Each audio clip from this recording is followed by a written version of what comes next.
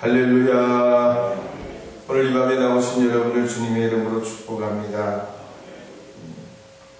지난 시간에는 예루살렘의 전부장 글라우디오 루시아가 로마 시민권을 가진 이 바울을 가이사랴로 보내기 위해 자기 휘하에 있는 군사 절반에 해당되는 보병 200명, 기병 70명, 창병 200명을 동원해서 밤 9시에 예루살렘에서 가이사랴로 보내게 됩니다.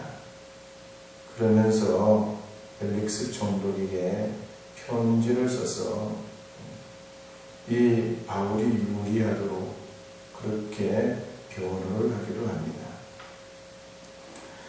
바울의 입장에서 보면 하나님의 은혜요, 갇힌 가운데서도 하나님의 역사임을 우리가 이 바울의 여정을 통해서 알 수 있고 또 배울 수 있다고 했습니다. 주님의 은혜가 우리에게 겉으로 드러나는 것으로 판단하지 않고 우리의 생과 삶과 역사를 주관하시는 하나님의 역사가 계속되는 줄 믿으시고, 지금 당장은 아니라도, 지금은 좀 어렵고 불편하더라도 하나님의 그 역사가 계속되는 줄 믿으시면 틀림없이 하나님의 은혜가 여러분에게 계속될 줄로 믿습니다. 우리 복음성가 세상 흔들리고 함께 불러보겠습니다. 세상 흔들리고.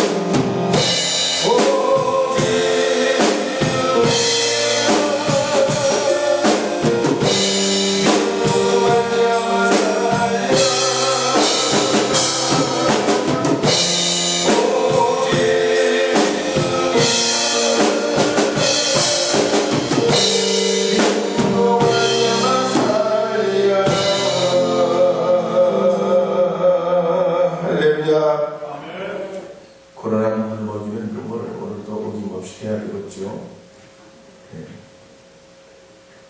노면 하면 아멘 아니지. 아멘 하면 아멘 하세요. 아멘 하면도 상관없어요. 주의 말씀이야 돼. 어떤 악덕 건축업자가 죽어서 하나님 앞에 가게 됐습니다. 천사는 천국과 지옥을 다 보여주고 당신이 가고 싶은 데로 가라고 했습니다. 그러더니 건축업자가 가만히 보니까 자기가 세상에서 생각했던 거하고는 다르게 지옥에 있는 사람들이 굉장히 행복해 보이는 거예요. 춤도 추고 행복하게 그냥 좋아 보이는 거예요. 그런데 천국 사람은 아니요. 하루 종일 따분하고 그냥 아무 재미가 없어 보여요. 그래서 이 건축업자가 지옥을 선택하고 천사는 그를 지옥으로 보내게 됐습니다. 그런데 지옥에 들어가자마자 발을 들여놓자마자 너무 고통스럽고 견딜 수 없어가지고 천사에게 한별을 하면서 왜 이런 거짓말을 해가지고 나한테 이 지옥에 오게 했냐, 완전히 처음 본 거하고 지금 본 거하고 다르지 않냐 그랬더니 이 천사가 하는 말이 뭐라고요? 아까는 모델하우스고 모델하우스. 어떤 길에서 아이들이 골목에서 노는데 서로 옥신각신 하는 거예요. 야, 너희들 왜 그렇게 싸우냐? 예? 아이 친구들끼리 사이좋게 지내야지. 지나가는 어른이 그렇게 말했어요. 그랬더니 이 아이들이 하는 게 뭐냐면 자기들 중에 제일 큰 거짓말, 예? 진짜 거짓말 중에 진짜 거짓말 하는 친구가 핸드폰을 가져가기로 했다는 거예요. 그래가지고 막 옥신각신하면서 내 거짓말이 진짜 거짓말이다, 큰 거짓말이다, 막 그렇게, 예, 서로 그렇게 하거든요. 야, 애들이 무슨 거짓말 때려요, 거짓말. 그 말도 안 되지.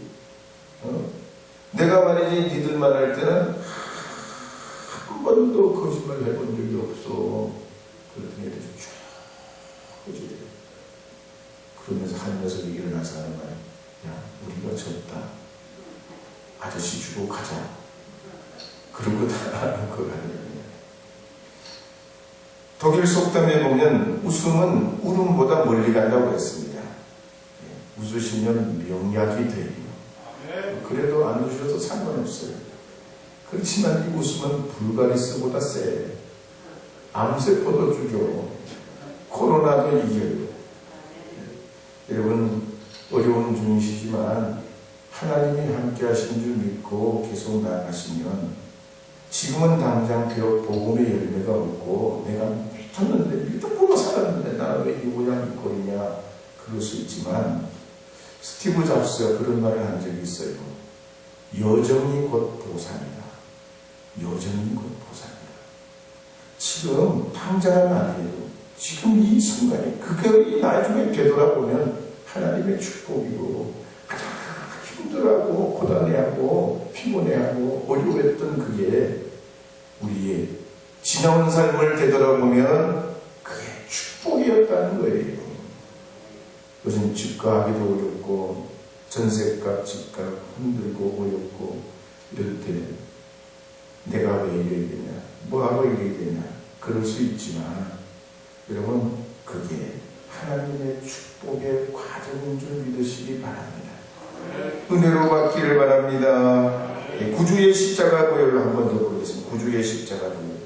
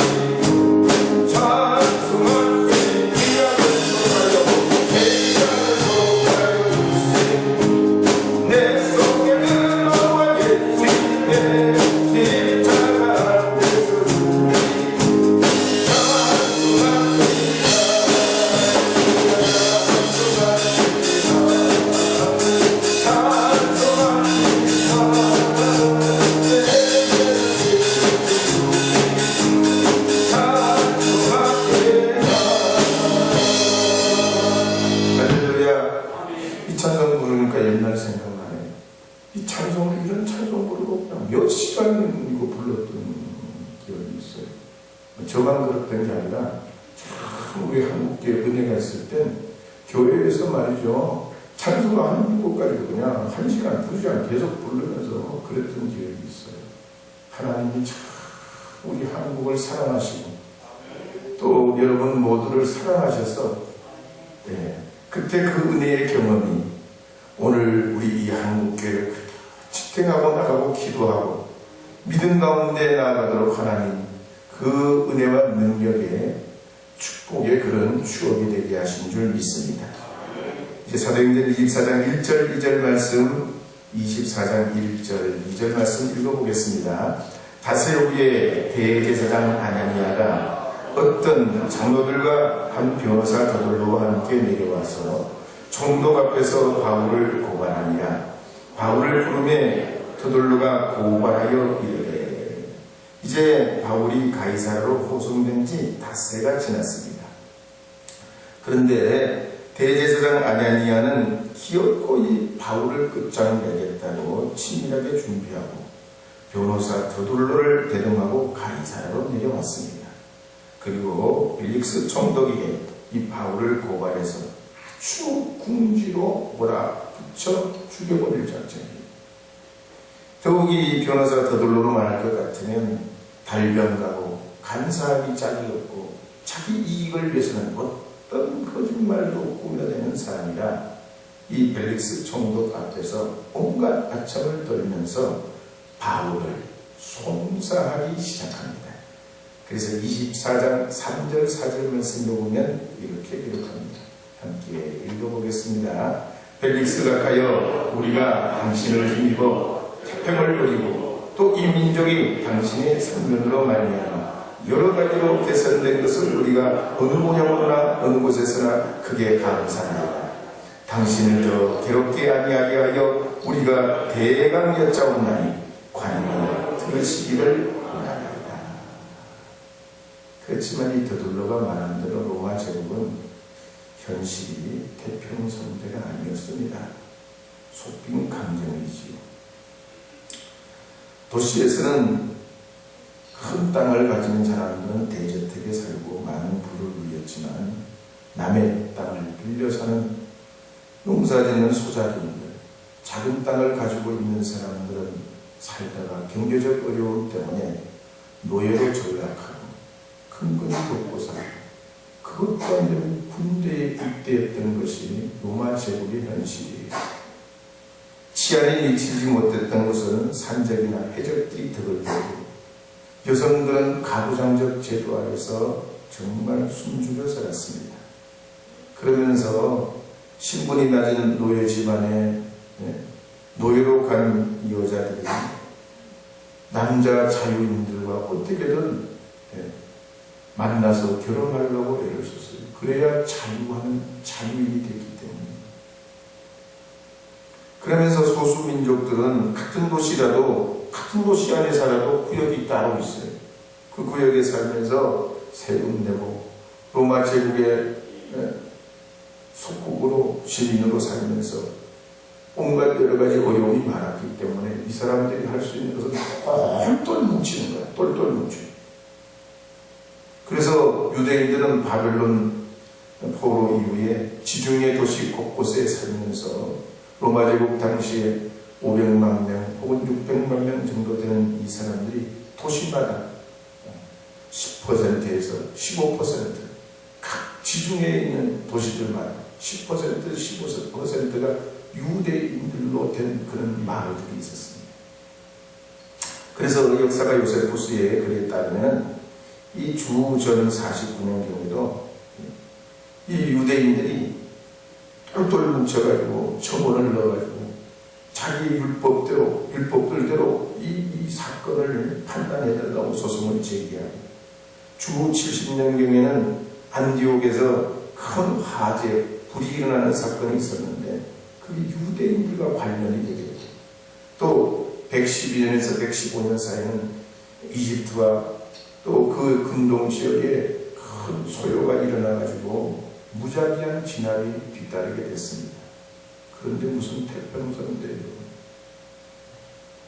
그런데 사도행전 24장 5절 6절 말씀에 보면 더돌로는 이런 아첨하는 말로 총독에게 바울을 세 가지로 상소합니다. 소송합니다. 자, 5절 6절 말씀 한번 읽어보겠습니다. 우리가 보니 이 사람은 전염병 같은 자라 천하에 흩어진 유대인을 다 소요하게 하는 자요 나사렛 인간의 무두보니라. 그가 또 성전을 더럽게 하게 함으로 우리가 잡았사오니. 바울을 마치 코로나 바이러스 병균같이 말하면서 세 가지를 가지고 송사하죠. 첫째는 유대인들을 소유하게 했다. 둘째는 나사렛 이단의 우두머리다. 세 번째는 성전을 더럽힌 자다.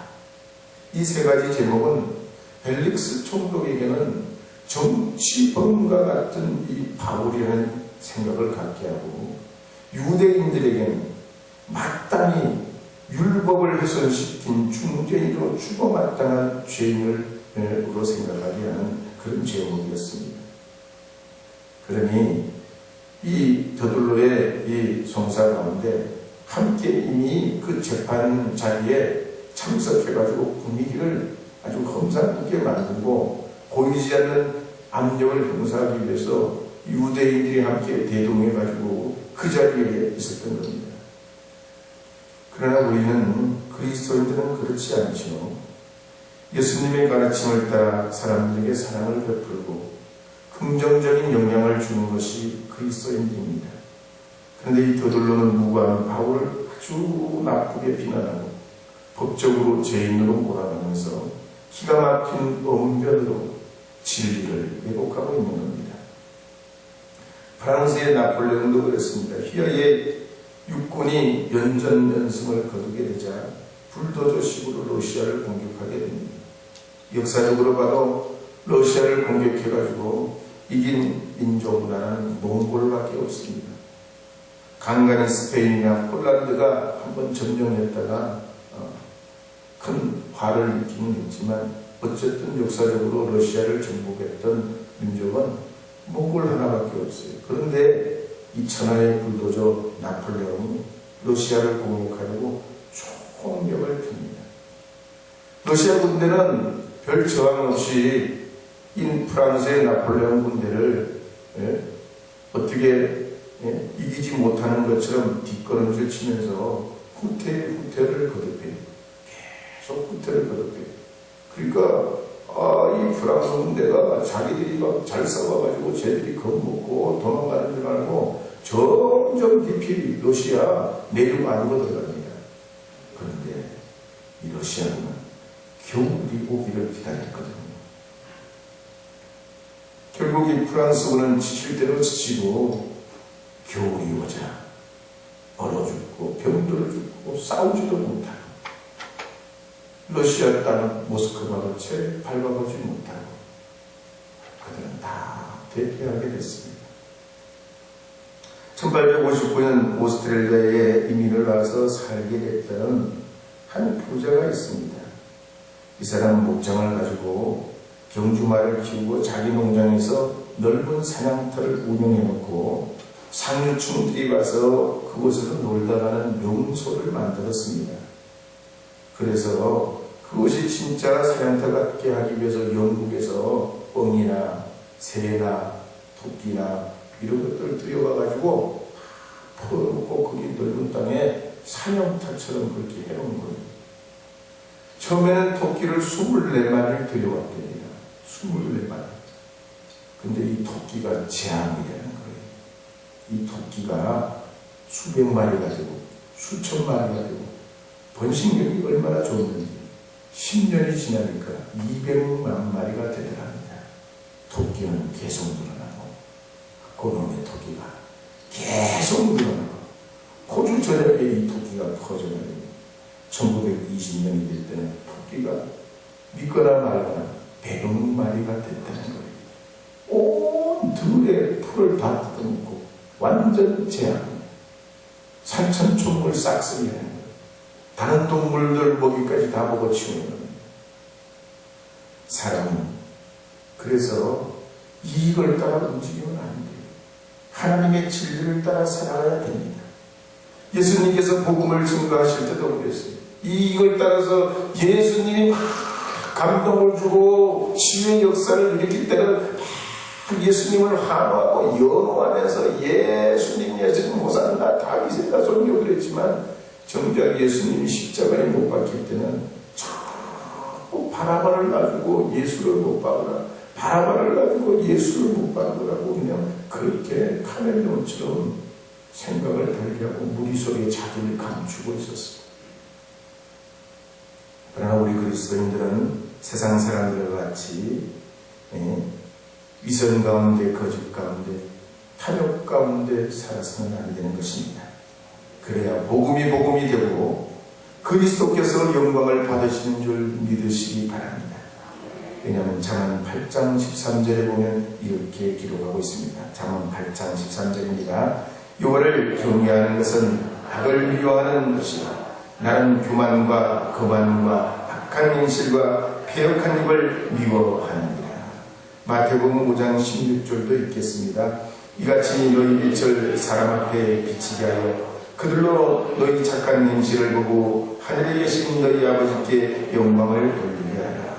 베드로전서 2장 12절도 있겠습니다. 너희가 이방 중에서 행실을 선하게 가져 너희를 악행한다고 비방하는 자들로 하여금 너희 선한 일을 보고 오시는 날에 하나님께 영광을 돌리게 하려 합니다. 어떤 나이가 집에서 오래된 성경을 들춰보다가 거기서 뭔가 떨어지는 것을 발견했습니다. 봤더니 오래된 나뭇잎이요. 엄마에게 달려갔습니다. 엄마 이게 뭔지 아세요? 뭔데? 아담의 옷이에요. 천진난만한 이 아이의 말 같고 뚱딴지 같은 행동 같지만 나뭇잎을 보고 아담의 옷이라고 말하는 이 순수한 아이의 이 말 때문에 우리는 행복해지는 겁니다. 우리가 언제부터 마음이 어두워지고 눈이 멀어지고 사탄이 좋아하는 거짓의 탐욕의 종이 되었습니까? 여러분, 낙하산과 얼굴의 공통점이 뭔지 아세요? 낙하산, 바닥이 작은 거예요. 낙하산과 얼굴의 공통점이 뭔지 아세요? 펴져야 사는 거야. 펴져야 살아요. 죽으리면 죽어요. 우리가 웅크리면 안 돼. 힘들어도 웅크리면 안 돼. 힘들다고 해요. 편법을 썼어도 안 돼요. 일이 빨리 안 된다고 속이려고 해도 안 돼요. 하나님 믿고 크게 웃어보세요. 크게 한번 웃어보세요. 옆에 계신 거랑 시작. 아주 옆에 보시려니까 왜 절 봐요. 옆에 여보 보세요. 여보가 한번 웃어봐. 여러분, 그러면 하나님이 여러분과 함께 하시는 줄 깨달아질 줄로 믿습니다. 성경에 보면 이스라엘 백성들은 스스로 하나님의 자녀라고 자랑스러워했습니다. 애굽의 압제에서 벗어나서 시내산에서 하나님과 언약을 맺고 공식적인 하나님의 백성이 됐습니다. 그런데 언약의 핵심이 뭡니까? 언약은 약속과 순종이 있어요. 하나님은 약속을 이행하시고 그 백성은 하나님의 말씀에 순종하는 것이죠. 아니죠. 하나님은 그 약속을 이행하시는 책임이 있고 그 백성들은 그 말씀에 순종할 책임이 있어요. 그런데 성경에 보면 이스라엘 백성들은 이 위대하신 하나님의 약속을 따라 살지 않습니다. 고집 피우고 딴 길로 가고 들은 척도 안 하고 하나님 말씀을 의도적으로 망각하며 삽니다. 그래서 왕이 있으면 있는 대로 없으면 없는 대로 하나님을 배반합니다. 온겔레오, 상갈, 드보라, 기드온, 돌라, 입산, 야일, 하여튼 삼손, 기드온, 이 12명의 사사들뿐만 아니라 하나님이 택하신 이들 때문에 그때그때 반전이 되긴 하지만 엘리 제사장의 시대가 될 때 이스라엘은 다시 영적으로 깊은 수렁에 빠지게 되고 전쟁이 일어나서 블레셋에게 대패까지 하게 됩니다. 엘리 제사장의 아들 홈리와 비느하스가 죽고 그 충격으로 엘리 제사장도 생을 마감하게 될 때 며느리가 그 충격에 아기를 낳게 되고 하나님의 기회를 빼앗겼으니 이제 이스라엘의 영광이 떠나는구나. 이제 하나님의 기회를 빼앗겼으니 이스라엘의 영광이 끝나는구나. 그러면서 아기 이름을 이가봇이라고 짓습니다. 그야말로 하나님의 법궤가 있으면 뭐합니까? 이스라엘의 진영 안에 하나님의 법궤가 있으면 뭐합니까? 저도 효력도 없고 써먹지도 못하고 그저 이방인들이 가져갈 전쟁의 전리품에 불과한 하나님의 말씀이 있으면 뭐합니까? 그런데 말이죠, 이런 이스라엘이 20년 만에 하나님의 은혜로 뒤바뀌게 됩니다. 그건 어떻게 되냐? 하나님의 음성을 듣는 사무엘이 나타나면서예요. 그래서 사무엘상 15장 22절에 보면 이렇게 기록하고 있습니다. 함께 읽어보겠습니다. 사무엘이 이르되 여호와께서 번제와 다른 제사를 그의 목소리를 청종하는 것을 좋아하신 같이 좋아하시겠나이까. 순종이 제사보다 낫고 듣는 것이 순양의 기름보다 나으니. 역사를 뒤바뀌는 것, 주님의 음성 따라가는 거예요. 역사를 봐도 페르시아가 무너질 때도, 로마 제국의 영광이 무너질 때도, 6.25 전쟁이 일어날 때도, 12.6 사태가 날 때도 다 이유가 있습니다. 작년에 비가 막 쏟아지고 섬진강 방tuk이 터질 때 그냥 터진 게 아니지요. 감당이 안 되면 그렇게 되는 거예요. 감당이 안 되면. 집값 올라간다고 좋아요. 더 한번 꼭졸로 계속 올라가보세요. 계속 한번 올라가보세요. 나라는 끝나게 됩니다. 끝나게 돼요. 빗장을 이 안에서 열어주는 거예요. 전쟁이 일어날 6.25 직후에 우리가 최근에 70년 정도밖에 안 되지만 전쟁이 일어날 무렵에 얼마나 피폐했습니까? 하나님의 은혜로 우리 그리스도인들이 교회를 바로 세우고 사회를 바로 세워야 하는 이유가 여기에 있습니다. 여러분이 하나님의 칠천구사인 줄 믿으시고 여러분이 머무는 곳에서 이 시대의 바울처럼 믿음으로 사시기를 바랍니다. 진리의 사람들이 되시기를 바랍니다. 우리가 하나님 그렇게 하시려고 우리를 세워 부르시고 택하시고 지금도 우리가 하나님의 은혜 가운데 있도록 우리를 붙들고 계신 줄 믿으시기를 축원합니다. 주를 낭모하는 자 찬송으로 함께 부르신다. 하나님 주님의 말씀 복음으로 산 우리 가정교회지요 나라가 되게 해달라고 하나님 제가 말씀으로 돌아오겠습니다. 그 말씀의 증거자가 되겠습니다. 고난이 와도 시련이 와도 주님은 계속해서 주의 일들을 이루어 가시면서 풍랑속 깊은 바다에 평안이 있듯 하나님 안에 말씀 속에 그 앞을 구합니다. 주여 우리를 들어서 주시고 우리 우천계를 기억해 주시고 우리 가정을 하나님 붙들어 주셔서 믿음의 가정들 믿음의 교회를 되게 해 주시옵소서. 함께 동성으로 기도하겠습니다. 주를 낭모하는 자